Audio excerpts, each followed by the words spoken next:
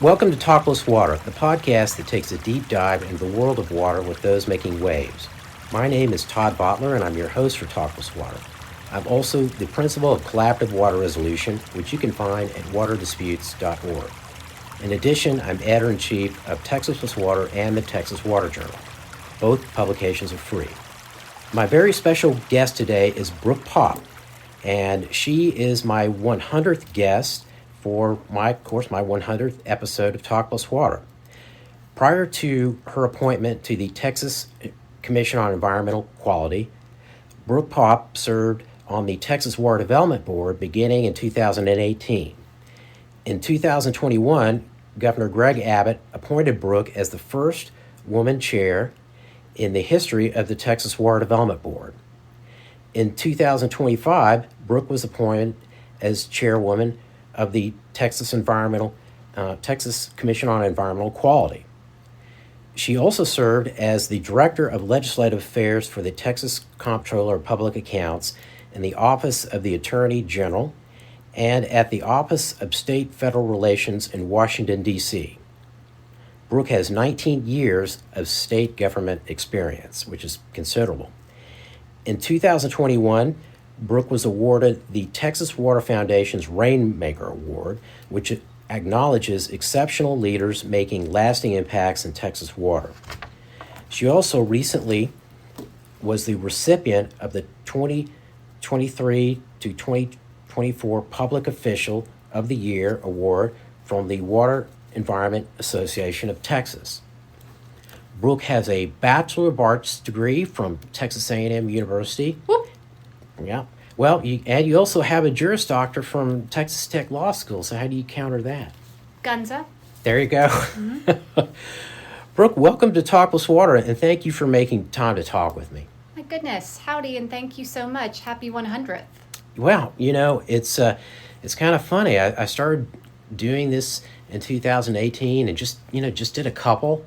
And, it came around to the COVID period, and I checked back, and all of a sudden there were like thousands of downloads, and I figured, okay, people are like interested in hearing more about water, so it's kind of taken off, from there. Well, so water's become the hot topic in the state of Texas. Oh my goodness, that is absolutely correct, and there's never a lack of interest in it anymore. Like, it seems like it used to be people were only interested when we were in a drought, but now it's all the time. It's a good thing. I agree. So I always love to start out learning about my guests' kind of background related to water. How they decided this is something I want to spend my career on. And so is there any point in your career where you can kind of or even before you even started working that you said, water's the thing for me? Sure. Well, first let me say I need to thank my boss, Governor Abbott. I quite literally would not be sitting here today if he didn't have the faith that he has in me. He's allowed me to lead in my own unique style, admittedly, as a woman and as a mother and as a lawyer, and I will forever be appreciative of that. As far as my background and my passion for water, at Texas A&M, oddly enough, I studied history, and I had to find some minor that worked well with history. My dad told me when I declared history as my major that I was going to flip hamburgers for a living, or I needed to go to law school. So Obviously I went to law school, but I was very, very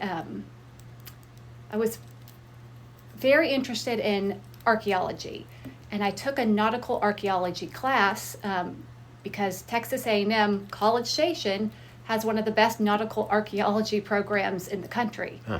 I loved it and spent 3.5 years taking those classes and learning about shipwrecks, and it was just really, really neat.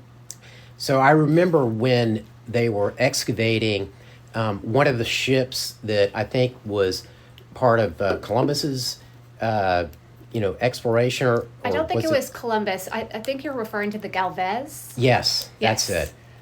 Texas A&M did the bulk of that, and the restoration has been amazing.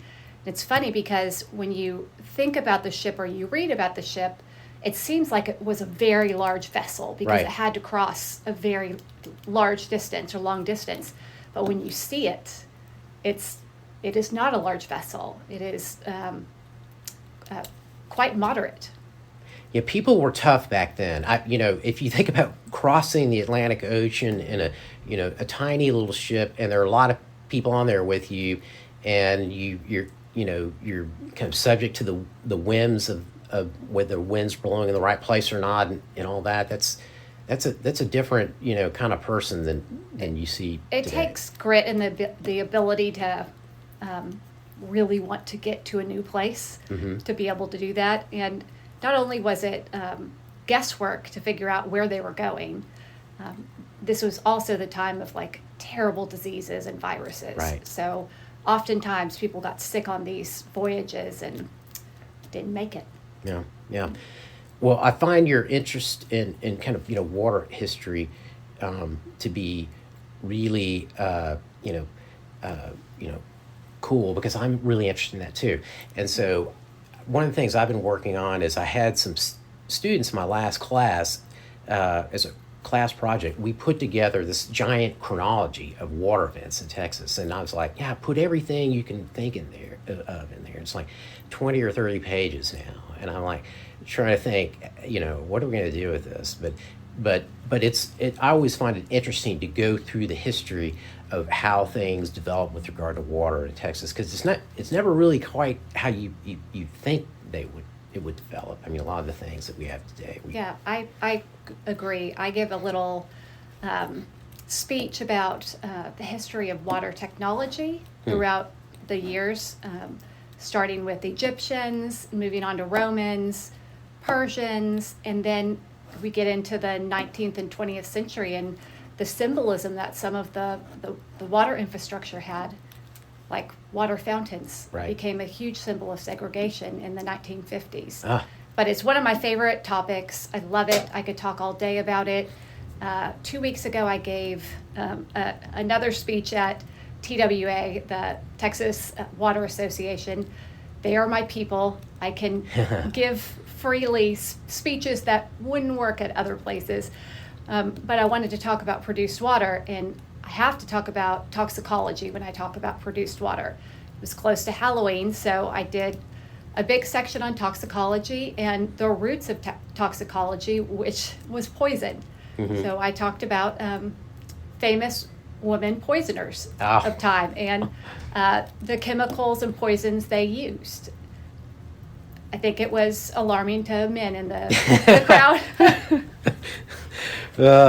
Yes. Well, with that, I'm gonna go ahead and get back to my questions that I had written down, because we could probably like go off and talk about all these other things. I could talk all day. I'm the same way. But I would really not be doing our listeners a favor if we didn't talk about your unprecedented background. I mean, you were chairwoman of the Texas Water Development Board prior to becoming chairwoman of the Texas Commission on Environmental Quality. Both were appointments by Governor Abbott. And that's just unique in itself. And, I'm just kind of curious, what's that like? I mean, how's that felt? I mean, I hadn't really thought about talking about that, but, I'd just love to know. Well, it's been an extraordinary 10 years in my career. I started out at the Attorney General's office, and in 2013, the governor tasked me with helping draft HB4. I was still a baby lawyer. I consider less than 10 years, you're a baby lawyer still. Sent me over to the Capitol and told me, don't come out of the room until this bill is done. So I helped draft HB4, which created the SWIFT, which is the State Water Implementation Fund for Texas. And I will tell you, being in a conference room with Tommy Williams and Chairman Ritter was not for the weak. Yeah. But at the time, there were a lot of naysayers that did not believe that the SWIFT model would work. It's really complicated. They were planning to invest $2 billion in it, and it was really iffy. But I'm very proud to say that the model has done exactly what it was supposed to do. The legislation has done exactly what it's supposed to do. And it's created over $15 billion of water supply projects in the state of Texas since 2015.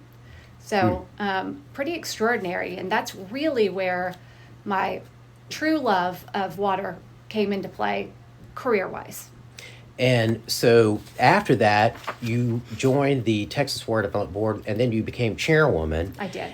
And so you're now, of course, over here at TCEQ. And so I'm kind of interested in how your prior experience, at the Water Development Board has benefited you in this new role. I know you've only been in this role since January, but I'm curious.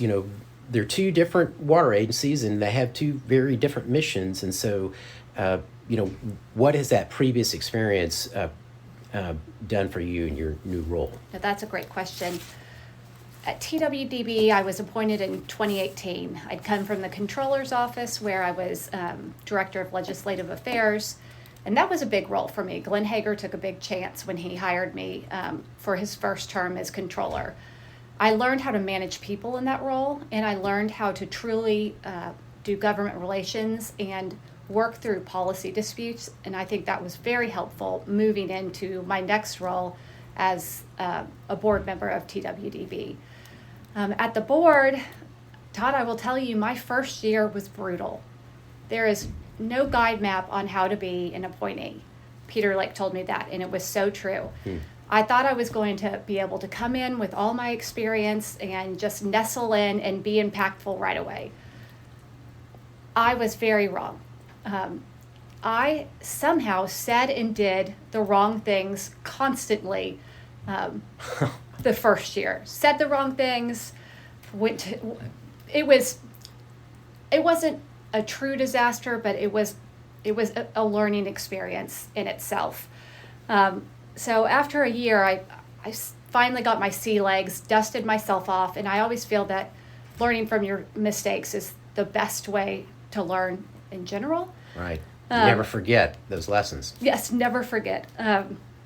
So I learned after that how to collaborate and how to really listen, and that was something that I was somewhat missing. You have to run a 3-member board at the Water Development Board, and those 2 other board members oftentimes have very, very different opinions, and you have to come to some sort of agreement on a policy matter, and it's very different than the legislature.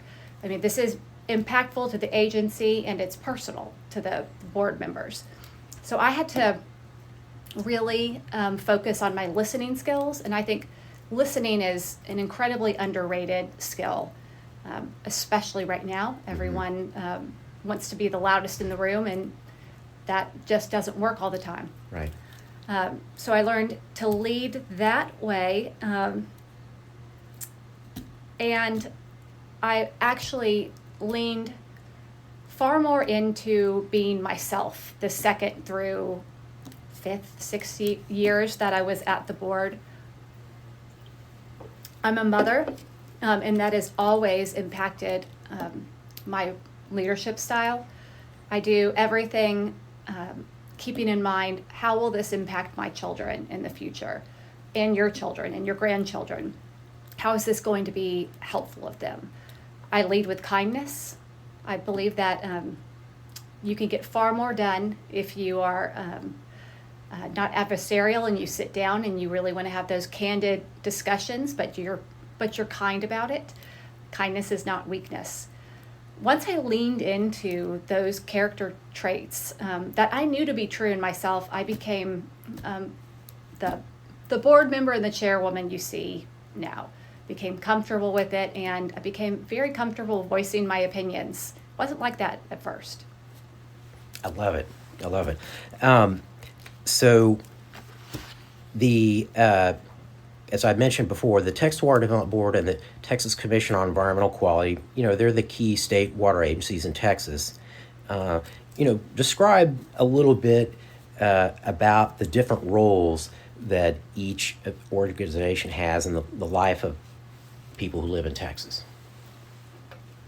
Well, I lovingly compare the two agencies to Santa and the Grinch. Santa and the Grinch? Santa and the Grinch. Okay. And it's like the Christmas season right now, so Right, it's perfect. right. The Water Development Board is a resource and funding agency. Everyone is always glad to see the Water Development Board show up at meetings. That means that there's the possibility of funding. Who doesn't like grants in dollars? Right. TCEQ is regulatory. That is a quite different type of entity. I believe TCEQ is a kind and gentle regulator, but it's still a regulator. So it's somewhat like the Grinch. So they are like yin and yang, but one cannot exist without the other. Right. That's a great explanation. So, Texas Water Development Board, your time there, what are some of the things that you're most proud of that were accomplished at the board? I looked at this question, it was really hard to pick one. Like, as a mother, you can't pick a favorite child, although sometimes I do have a favorite child depending on what day it is. The accomplishments that the board made from 2018 to 2025 are truly extraordinary. I would say that the most impactful to me would be the state flood plan. What started as this very small, rinky-dink state flood assessment tasked to the board in 2017 became something much bigger because of Harvey.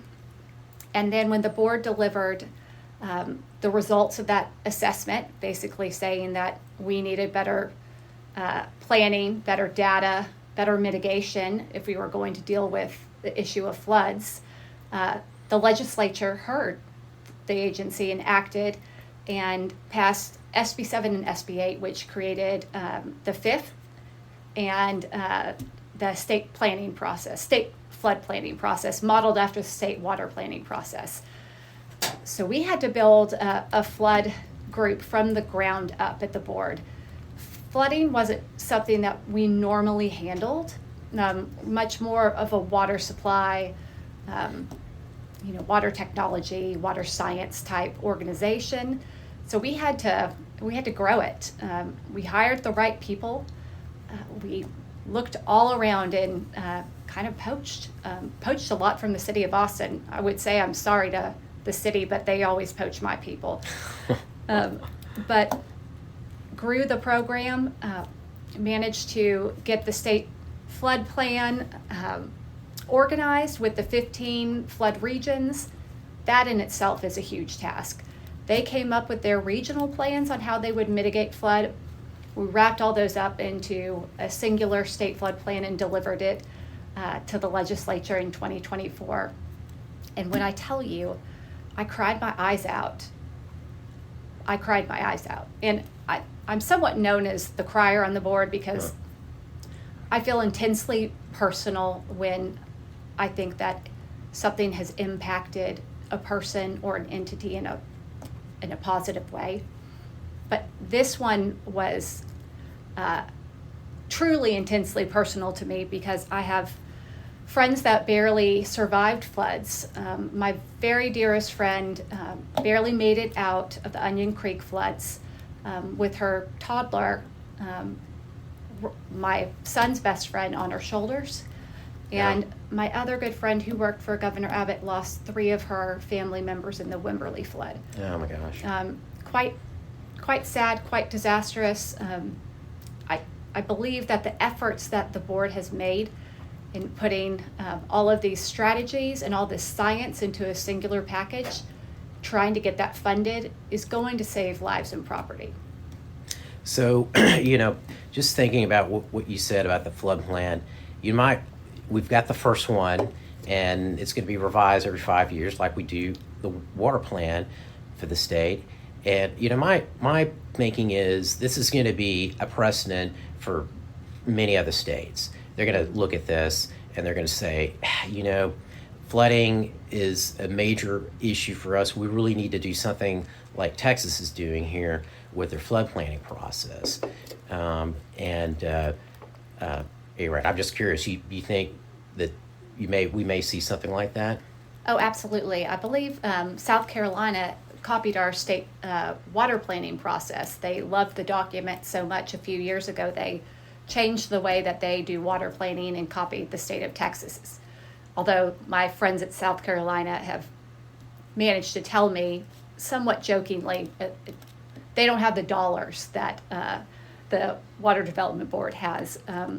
But yes, I think that I think it's worth copying. It is a historic document. We did it with a bottoms-up process like we handle with the water planning. So that means the regions, who are all very unique, decide what works best for their flood mitigation, because what works in El Paso is not going to work in Plano, Texas. Right, right. So now let's turn back to your role as chairwoman of TCEQ.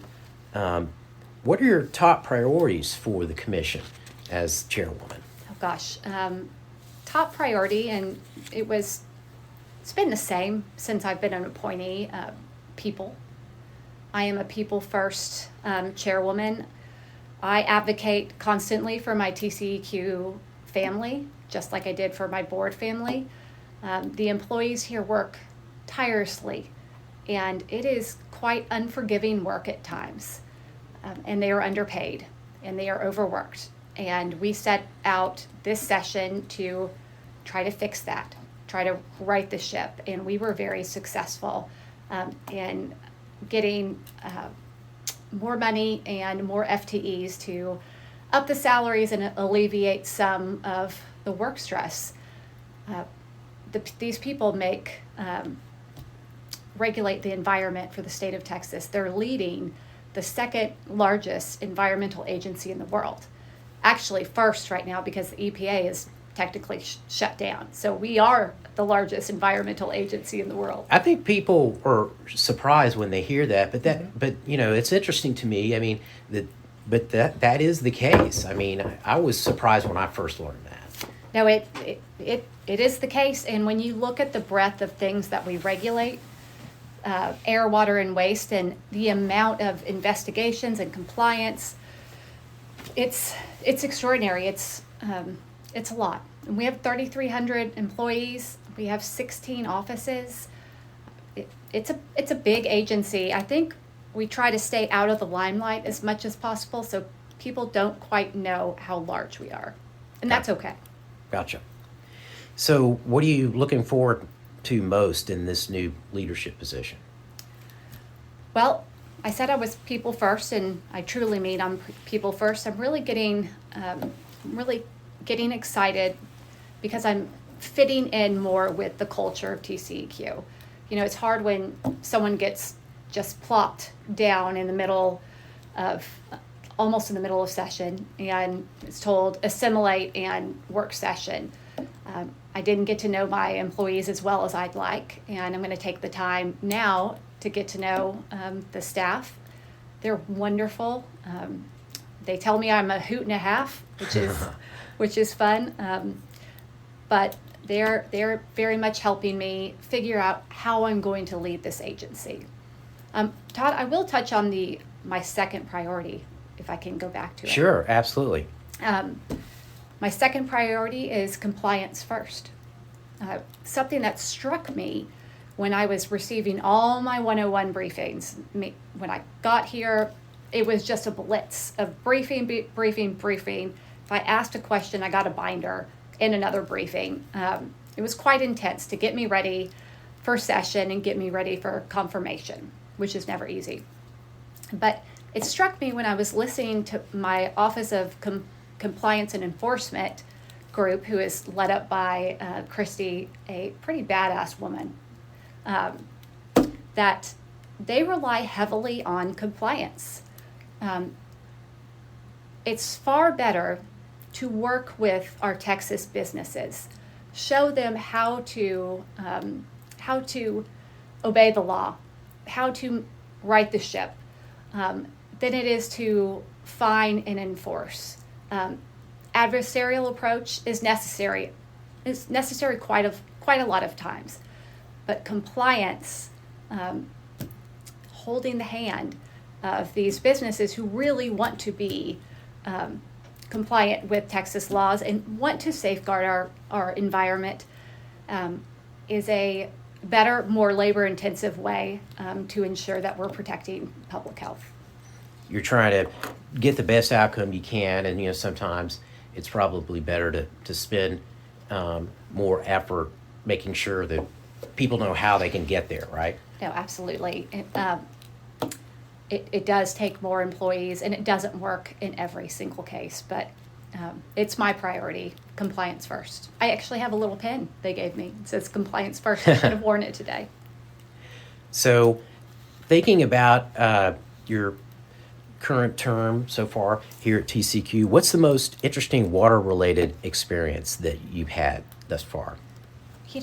That was a good question, and it was actually pretty difficult for me to pin down one because I'm a water gal. That's my passion, but I've had to adopt air and waste as my subject matters as well. So I've really focused on those two divisions because I know the least about them, and I need to know how the Clean Air Act works and et cetera, et cetera.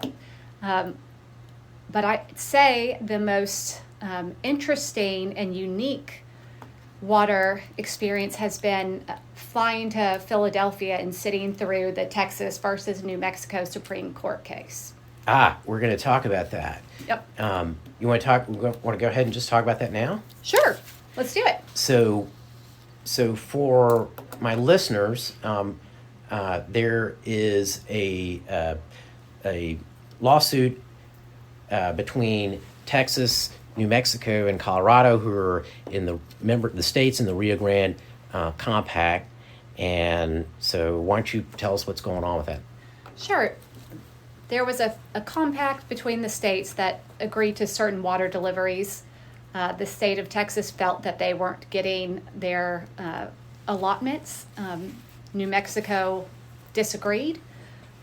They felt that they weren't getting their allotments of water as well. New Mexico filed first. They started it. Right. I was at the Attorney General's office when that happened, and I remember Governor Abbott saying, okay, now we've got to learn about water. So that litigation has been going on since my son was 2 years old. He's 15 right now. Really? 13 years? That one case? Yes. I didn't know. I was thinking it was like 7 or 8 years. Okay. No, it went up, down in the courts, and finally ended up the Supremes. And when it's state versus state, the Supreme Court employs a special master, meaning a judge that helps out the Supreme Court and makes a recommendation to the justices on where they should rule. We tried to come up with a settlement. We've been trying since 2015. It's been very, very difficult. New Mexico is not a water wealthy state, and they're not fiscally as wealthy or as the state of Texas, but they still owed us water. They still had a water debt to the state, and they finally somewhat agreed to that. We tried to get a settlement signed in 2021. Texas and New Mexico and Colorado had agreed to it, but the federal government came in and decided they didn't like it. That was crushing, I will tell you, to the litigation team who had worked on this case for so long. We thought we were at the finish line, and we weren't. But we kept working. We tweaked everything. A new administration came, and that was somewhat helpful. And they finally set the case for trial. And trial meaning we were really just going to discuss the settlement, the potential settlement. So Philadelphia, we had a 2-day trial where we interviewed our witnesses on what the settlement could look like, how it would be beneficial to the states. And the special master, who was the most hilarious judge, was very mad at the federal government for shutting down, because they shut down the second day of our trial. Oh, funny. And the poor attorney from DOJ asked for a continuance, and the judge just unleashed on him. I felt so sorry for him. It wasn't his fault, but he said, absolutely not. We're going to finish this work. This has been dragging on for 13 years. So the settlement was pretty good, amenable to all parties, and I believe, and I don't know what the special master is doing, I have no idea, but I believe he will most likely take a recommendation of, yes, the settlement works. And finally, the long history of the Texas versus New Mexico trial will be finished. That's great. That's great. Does it have to go in front of the Supreme Court again? Doesn't the special master take it to him, or does it? He takes it to them, right? And they'll rule on it. Gotcha. As well. Yep. Gotcha. So we'll keep an eye out for that. But of course, that's not the only Rio Grande water issue that you have to contend with. Of course, we have the treaty between Mexico and the United States, the 1944 treaty, and the water sharing under that treaty. What's happening with that? Oh, geez. Well, this issue is in the news quite a bit, obviously. Well, Mexico is supposed to deliver 350,000 acre feet of water per year in a 5-year cycle. They haven't been delivering that water. There has been a deficit constantly. Our farmers, especially down in the Rio Grande Valley, our ag area, food, fiber, and fuel areas depend on those deliveries, and they simply weren't getting them. We've gone back and forth with Mexico. It's been contentious, adversarial in ways, because Mexico does not want to give us the water that they should, because honestly they don't have it most of the time. So it's been tough. It's been tough working through this.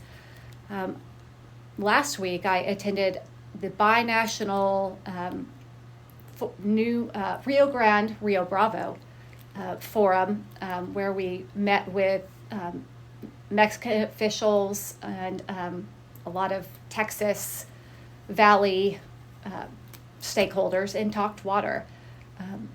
The conversations were really candid. They were pretty heated as well, but I think they helped in some way. We have a new commissioner of the IBWC, Commissioner McIntosh. He has made Texas a priority.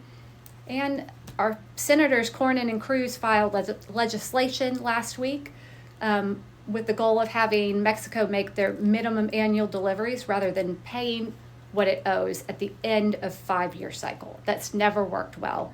And it will require the president to deny emergency requests for water to Mexico if they fail to deliver that allotment. So it is, it's a carrot and a stick. Well, no, it's more of a stick. But Senator Cornyn has been the champion for this water for a long time, and I'm grateful to him. So that issue is kind of seems like maybe not coming to a head, but I guess the 5-year cycle just ended, and so there's probably more pressure than ever right now to get some kind of resolution or figure out some path forward. Yes, the 5-year cycle ended on October 24th, and obviously there was a deficit by Mexico. Again, our farmers depend on that water. Right. I think the state of Texas is tired of having to try to get that treaty enforced. So we're taking fresh eyes with the new administration and new commissioner and some new legislation. So I think it's TBD. The hard part about this is the country of Mexico is dealing with what we're dealing with. Water is a precious resource, and it's a scarcity. And they're in a drought like we are. And they're in a drought like the Western United States is. That is awful. So my heart does go out to them because of their drought, because of the limited nature of water. But a deal's a deal, and we're trying to figure out the best way to achieve compliance with the treaty. So, turning to another issue that's quite recent, as you know, the voters in Texas just approved Proposition 4 last week. What? Yeah, can you believe that? Really? And it's gonna. I have to say this because I have to give the background, Yes. because we have people who listen all over the world. Oddly really? enough, yeah. I'm not sure why. Howdy, y'all. But yeah, they do for some reason. And so Proposition 4 is going to devote $1 billion annually, starting in 2027, to the Texas water infrastructure and water supply needs for 20 years. So $1 billion every year for 20 years, starting in 27.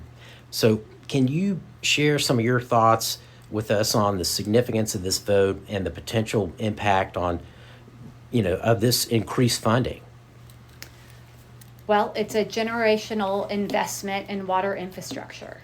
Like I said before, I look at my kids and I want to see what impact will this make on them.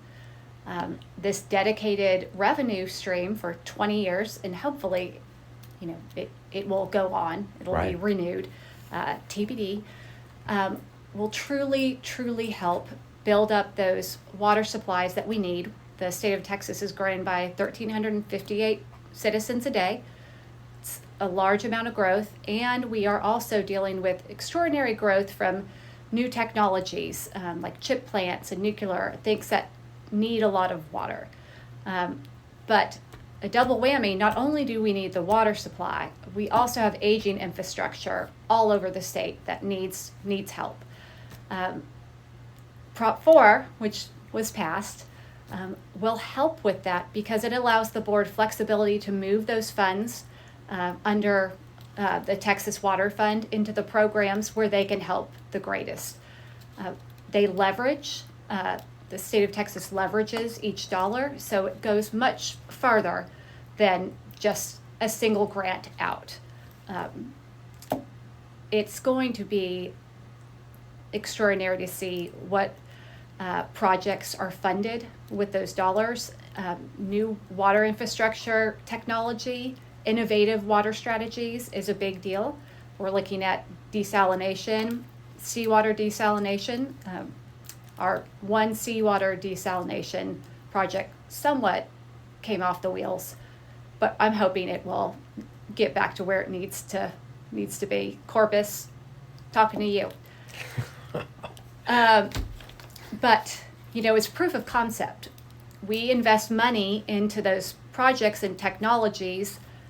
If it works, then more will be invested in. So, and the technology gets cheaper the more you use it.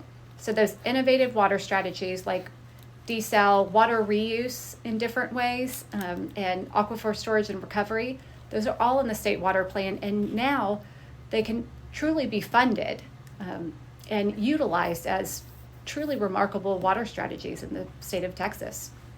You mentioned your work on HB4 in 2013, and I was just thinking, so here we are 12 years later with an even, more significant, investment in the water needs of the state. We were talking about history earlier, and I always look at, we kind of, in the late 80s, kind of stopped investing in water the way we needed to, and we stopped really going to the federal government for as much money for water infrastructure. But we didn't really replace it with anything. Right. And so now we've gotten to where, we are. We need more. Given the estimates for what it's going to take to keep our infrastructure up to snuff and to develop the additional supplies we need. But clearly anybody would look at this, I think, objectively and say that, okay, the state really is stepping up now. And so the trend is really going, I think, in the right direction as somebody who's, concerned about water in Texas. No, I agree with that. I think the legislature and leadership and the citizens have their eyes wide open. I think if you put water in terms of economic prosperity, it's more palpable to invest in that. When you talk about the security of the Texas Miracle and the continuation of the Texas Miracle, it takes water. Businesses are not going to move into the state if they don't have some sort of guaranteed water source. And that's great. But the citizens also have to know that their faucets are going to flow and their toilets are going to flush. And I really hope that that momentum keeps on going. So I think a statewide awareness campaign and education is going to be essential to make sure water infrastructure, this isn't a one and done session for water infrastructure. We have to keep investing and keep tweaking our policies. Right. And, just kind of thinking about that, I mean, I think it's accurate to say that people in the state now recognize the need for, investment in water in a way that they really didn't 20 years ago. And so, what do you think is kind of the key to harnessing that recognition and focusing it to address, future water supply, water conservation, and preparation for droughts and even floods? Sure. Well, I think each region looks at water in a different way. Like the Rio Grande Valley really looks at those ag deliveries and ag water. Collin County, far more municipal use, probably the highest municipal use in the state, although it might be Region H. Anyways, I'll look at that when I get done here. But each region is really going to decide what that water, what is that value of water to them. Making sure that they are educated on true costs of water, how much water they have, and how much water they may have in 20 years is going to be key. Statewide awareness campaign is being worked on right now with the Water Development Board. I'm so excited to see what they come up with. And I think that will help with that momentum and education for the public. They're not going to use my slogan. My slogan was no water, no Texas. And I think people thought that's too scary. But anyway. I heard, I think the best one I heard, no water, no beer. There you go. There we go. That'll get people. There you go. People interested. There are just wine drinkers though, so and alcohol. No water, no wine. Yeah, there you go. There we go. So, what do you think is the biggest challenge facing Texas over the next 20 years with regard to water? I mean, I've mentioned in almost every single answer that population growth, the need for improvements to our aging infrastructure, and keeping up with water supply. It's a push and pull, and it's going to take a lot of funding to make sure that we're ready for what's next for the state of Texas, because I don't see that growth slowing down. Right. It certainly doesn't seem to be. So, Brooke, we're down to our last question, and I'd like to find out how our listeners can learn more about the work of the Texas Commission on Environmental Quality. Well, good question. Head to our website. We have a great website. Todd, I'm really proud to say we just launched our new search portal for permits. It's up and running. If you want to learn about a permit in your area, just click on it. It's a wealth of knowledge. It will lead you to whatever you want to know about the agency. A more interesting way to find out about the agency is to follow me on Twitter. Not plugging my Twitter account, I swear, but I post a lot about my work at the commission, and also about my life trying to balance a career and motherhood, and there's no balancing. Spoiler alert. Right. Well, I'm sure that really is useful to people. I mean, I think there are probably a lot of folks who are kind of struggling with that. I know that my wife and I struggle with that every once in a while. Now that our girls are older, we just struggle to get them to clean up their messes mostly. I mean, brushing teeth with my teens is tough. It shouldn't be, but it's tough. Gotcha. So, Brooke, I want to thank you for joining me today and for also for being my 100th guest. I mean, you did a great job. And so if I could tell anybody about my podcast, I'll say, well, just go listen to the 100th episode because that's a really good one. Well, it's an honor. Thank you for having me. Happy 100th. Thank you. Thank you. Well, this has been Talk Plus Water, and my guest today was Brooke Paup, Chairwoman of the Texas Commission on Environmental Quality and former Chairwoman of the Texas Water Development Board. I want to thank you, the listener, for spending your valuable time on this podcast. And I also want to give a big thank you to Anna Jones and Sarah Wingfield at the Meadows Center for Water and the Environment at Texas State University for getting each episode of Talk Plus Water ready to go. If you have enjoyed our discussion today, please subscribe to the podcast and leave us a review and let us know how we did. My name's Todd Bottler. Let's talk water again soon.